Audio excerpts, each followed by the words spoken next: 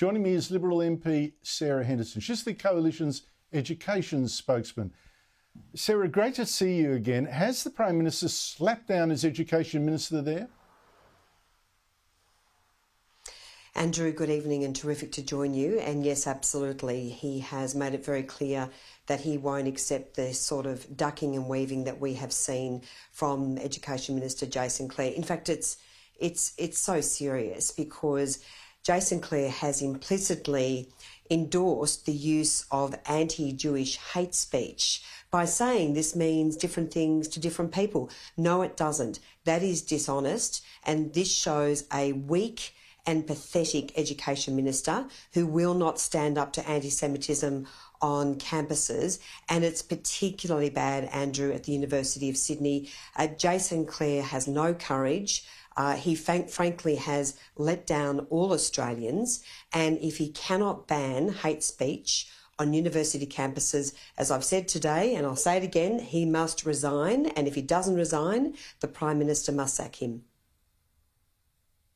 But Sarah, here's the thing. They will say, look, universities are temples of free speech. I mean, that's laughable given some of the things they've been up to, but temples of free speech, you can't ban, one side putting their argument. What do you say to that? This is not an issue of free speech. This is clear hate speech. This is bullying. This is a breach of many of their codes of conduct. So it breaches their bullying charter, their student charter, the code of discipline that applies to all students. When they enrol, they are required to comply with university policies. Some of the Vice-Chancellors have not had the guts and the courage to enforce their own codes of conduct which protect all students from discrimination, from harassment, from threats of violence and from intimidation. And this absolutely crosses the line. This is inciting violence, and the Vice-Chancellors must step in. And as for Jason Clare, Andrew, I mean, for goodness sake, he should be throwing the book at universities which fail to keep students safe. And this is not just an issue for Jewish students and staff, but many non-Jewish students are saying, this is terrible. I can't study. I can't be on this campus with this level of violence and these threats and this intimidation. So, frankly, he has been weak. He has been gutless. It is disgraceful, and he must do something or get out of the portfolio. Look, I tell you what, there seems to be a willful blindness or a dishonesty. I have to say it pretty firmly here, from Labor MPs all over the shop now about that slogan, from the river to the sea, Palestine will be free, which Hamas terrorists actually have said. I've got footage of an Hamas official saying, this means wiping out Israel. Here is Ged Kearney today. Yep, there's just the Assistant Health Minister pretending she's not sure what that slogan really means, even claiming it could mean living in peace. Here she is. Do those words, in your view, constitute hate speech? Jewish groups saying, particularly from the river to the sea, in their minds means that a Jewish state doesn't exist. Well, it's all in the interpretation. I'm not really 100% familiar with that term. It could mean that we live harmoniously.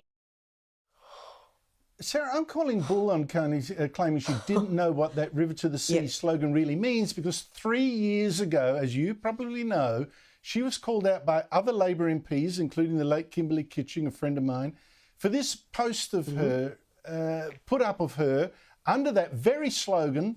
The Sydney Morning Herald back then reported that a sheepish Kearney told colleagues she did not endorse the wording of the post, from the river to the sea. After a flurry of phone calls, it was removed, and members of the group conceded they'd been ignorant to the true meaning of the phrase. Is she really just ignorant now, 3 years on, or willfully ignorant, should I say, dishonest?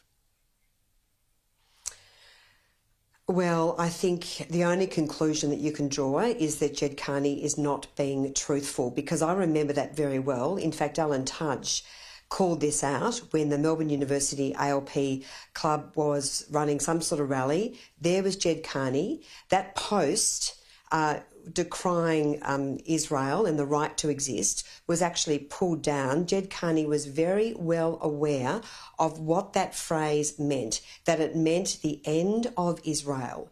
It is a cry to destroy Israel. So it is very hard to believe that she was telling the truth today when she said she had no idea, and in fact it could even be something positive for the people of Israel. What a load of rubbish. I mean, the bottom line, Andrew, is that this government is not taking anti-Semitism seriously.